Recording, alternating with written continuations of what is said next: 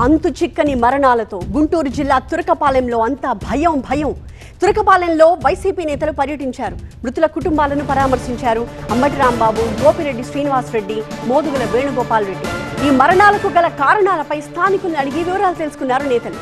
Quarry గుంతల నుంచి గ్రామానికి మంచినీటిని సరఫరా చేయడమే ఈ మరణాలకు కారణమని చెప్పి వైసీపీ నేతలు చెప్తున్నారు.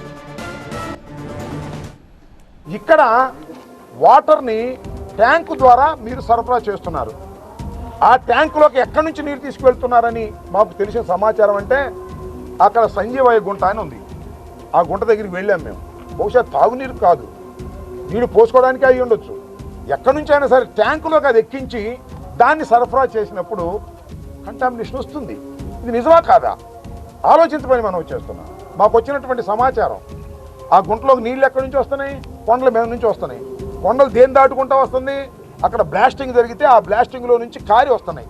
అంటే బ్లాస్టింగ్ మెటీరియల్స్ ఇవన్నీ ఫిక్స్ అయ్యి దానిలోకి వస్తే అవి మీరు తోడి ఓవర్ హెడ్ ట్యాంక్ పంపుతున్నారు.